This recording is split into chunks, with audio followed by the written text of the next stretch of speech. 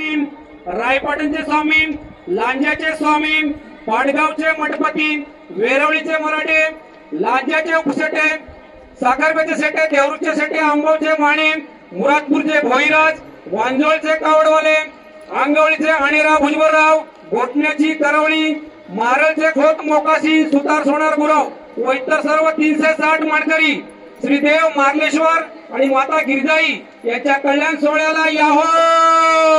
सर्व 360 मानकरी श्रीदेव मार्लेश्वर आणि माता गिरजाई यांच्या कल्याण सोहळ्याला याहो।